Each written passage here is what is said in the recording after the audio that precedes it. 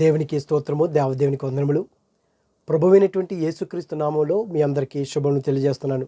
ప్రియ సహోదరి సహోదరుడా, దేవుని యొక్క వాక్యం సెలవిస్తుంది, మనం దేశం బాగుండాలంటే, మన పట్టణము, మన గ్రామము, మన చుట్టుపక్కల అందరూ కూడా బాగుండాలంటే, మన ప్రపంచం బాగుండాలంటే దేవుని యొక్క వాక్యానికి మనం లోబడి ఉండాలి.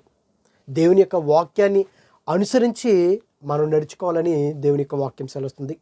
ఎందుకు ఈ యొక్క దేశాలు పాడైపోతున్నాయి, గ్రామాలు పట్టణాలు చూసుకున్నట్లయితే నిజంగా బైబిల్ గ్రంథంలో ఈ సమయంలో దేవుని యొక్క వాక్యం సెలవుస్తుంది.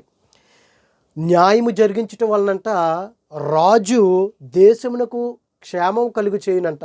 చూడండి, గ్రామంలో కావచ్చు, పట్టణంలో కావచ్చు, దేశంలో కావచ్చు, ప్రపంచంలో కావచ్చు, ఎక్కడ చూసినా అన్యాయము. ఈ అన్యాయము ఎక్కడి నుంచి వస్తుంది? మనం చూసుకున్నట్లయితే ఎక్కడికి వెళ్ళినా, ఒక గవర్నమెంట్ ఆఫీస్కి వెళ్ళినా, ప్రభుత్వ ఆఫీస్కి, ప్రైవేట్ ఆఫీస్కి వెళ్ళినా, ఎక్కడికి వెళ్ళినా ధనం ఇస్తే కానీ పనులు అవ్వు. అంటే మన భాషలో లంచము లేకుండా ఏ పని కూడా చేయలేనటువంటి స్థితిలో ఉన్నారు. దేవుని యొక్క వాక్యం సెలవుతుంది, ఒక దేశము క్షేమకరంగా ఉండాలంటే, దాన్ని న్యాయంగా పరిపాలించాలంటే లంచం తీసుకోకూడదంట. చూడండి, లంచములు పుచ్చుకునివాడు దేశమును పాడు చేయువాడు. లంచము పుచ్చుకునివాడు దేశమును పాడు చేయును.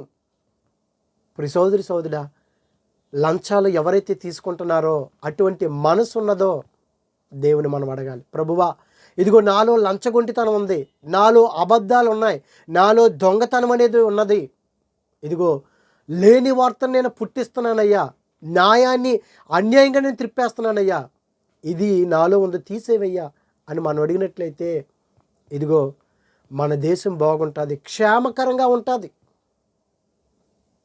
లంచం పుచ్చుకునేవాడు దేశాన్ని పాడు చేస్తాడంట. చూడండి, దేవుని యొక్క సన్నిధిలో చిన్నతనం నుంచే నడిచినటువంటి వ్యక్తి మరి తన బిడ్డలు ఏ విధంగా ఉంటారు?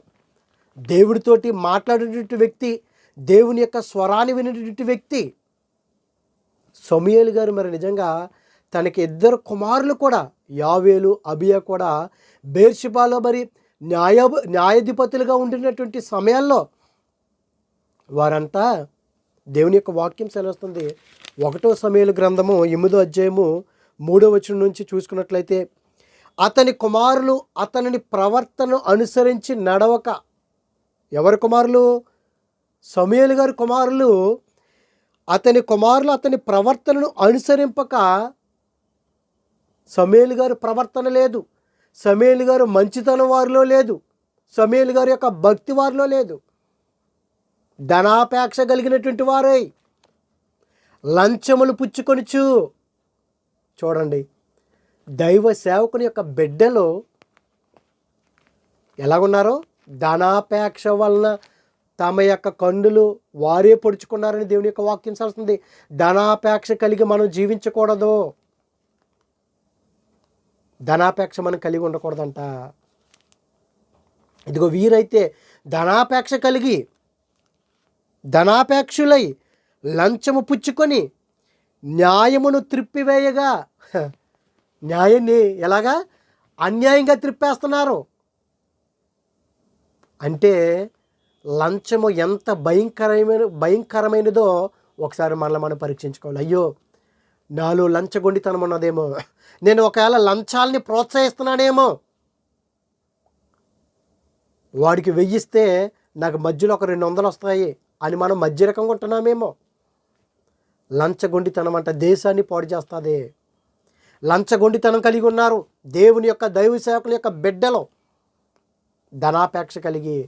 ఒకవేళ ఆ విధంగా మనం జీవిస్తున్నామేమో, అది ఉండకూడదని దేవుని యొక్క వాక్యం చదువుతుంది. ప్రియ సహోదరి సహోదరులారా, వారు అంటున్నారు, వృద్ధుడైపోయి ఉన్నాడు సమూయేలు గారు, నీ కుమారులు నీ ప్రవర్తన వంటి ప్రవర్తన గలవారు కారు గనుక మాకెవరు కావాలి? న్యాయాధిపతులుగా వీరు వద్దు, మాకు ఒక రాజు కావాలి అని ప్రజలు అడుగుతున్నారు. ఎందుకని? వారు న్యాయాన్ని త్రిప్పివేస్తున్నారు అన్యాయంగాని. ప్రియ సోదరి సోదరుడా, న్యాయాన్ని మనం త్రిప్పకుండా ఉండాలంటే, క్షేమకరంగా మన గ్రామాలు, మన పట్టణాలు, మన దేశము, ప్రపంచము క్షేమకరంగా ఉండాలంటే లంచము ఉండకూడదు. ఇదిగో దేవుని యొక్క వాక్యం సెలవిస్తుంది. అపోస్తుల కార్యములు 24వ అధ్యాయము చూసుకున్నట్లయితే అక్కడ దేవుని యొక్క వాక్యం సెలవిస్తుంది.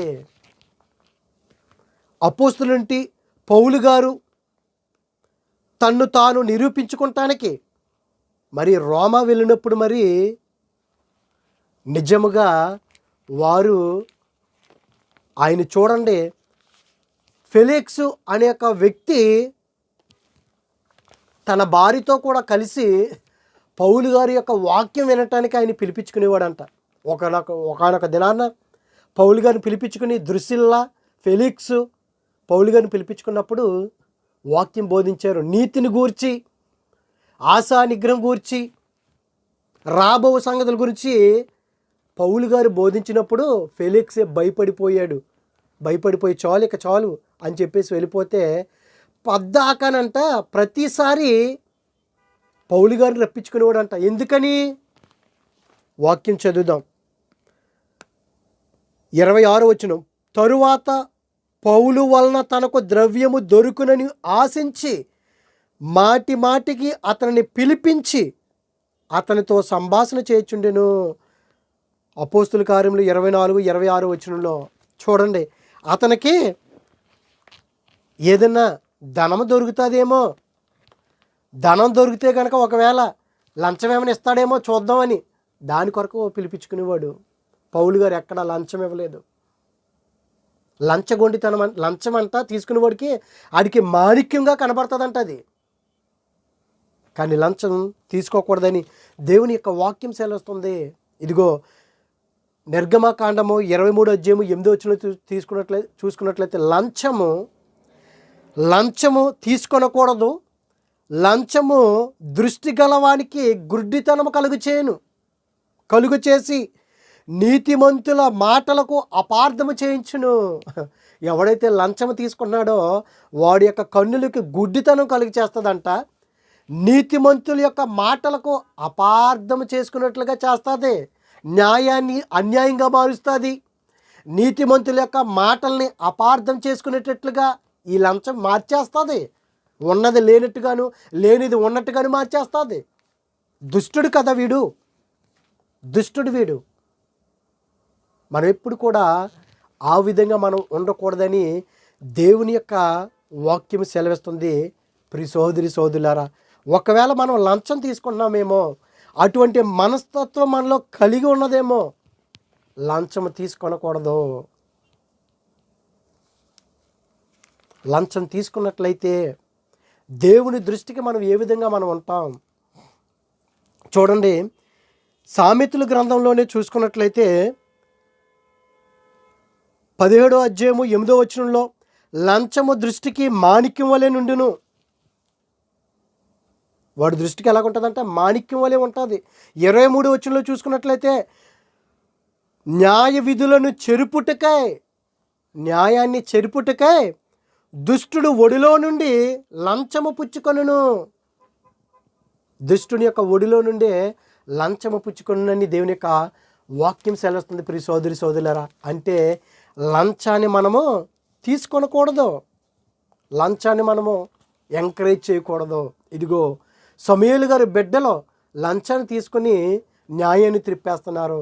పౌలు గారి విషయంలో కూడా ఫెలిక్స్ కూడా ఏమైనా లంచం దొరుకుతుందేమని పదే రప్పించుకునేవాడు, దొరకలేదు.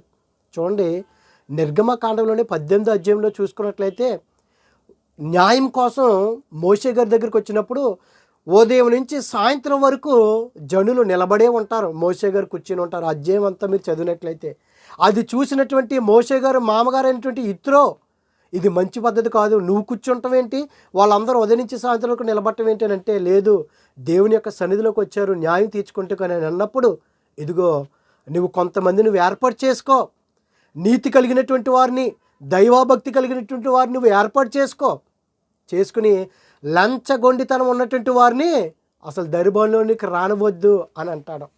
చూడండి ప్రియ సోదరులు, అంటే లంచము అది మనుషుని యొక్క కన్నులకి గుడ్డితనాన్ని కలిగి చేస్తుంది. నీతిమంతి యొక్క మాటల్ని అపార్థం చేస్తుంది కనుక లంచం ఆ మనస్తత్వం మనలో ఉండేది. అయ్యో నాలో అబద్ధాలు ఉన్నాయి, నాలో లంచగొండితనం ఉన్నది, నేను ఎదుటి వారిని నేను ఎంకరేజ్ చేస్తున్నానేమో, అది లేకుండా ఉండాలి అని మనందరం కూడా దేవునికి ప్రార్థన చేద్దాం. అటువంటి కృప దేవుడు మనందరికీ దయచేయును గాక. ఆమేన్. పరిశుద్ధుడా, ప్రేమగల తండ్రి, మహిమగల దేవునికి స్తోత్రములు ప్రభా. లంచతనము మనుషుని యొక్క కన్నులకు గుడ్డితనం కలిగజేస్తుంది అన్న తండ్రి. ఇదిగో తండ్రి, ఆ లంచగొండితనము ఎవరిలోనూ ఉండకుండా ఉండినట్లయితే దేశానికి క్షేమకరం కలిగజేస్తుందని నువ్వు సెలవిస్తున్నావు తండ్రి. అటువంటి భాగ్యాన్ని మాకు అనుగ్రహించండి. అనారోగ్యం వరకు ఆరోగ్యాలు దయచేయండి. ఇరుకుల్లో, ఇబ్బందుల్లో, శోధనల వరకు శాంతి సమాధానం దయచేసి నీ కృపలో మమ్మల్ని భద్రపరచమని క్రీస్తు నామములో అడిగిన పరమ తండ్రి. Amen, amen. God bless you all. దేవుడు మిమ్మల్ని, మీ కుటుంబాన్ని దేవుడు దీవించి ఆస్తించును గాక. ఆమేన్.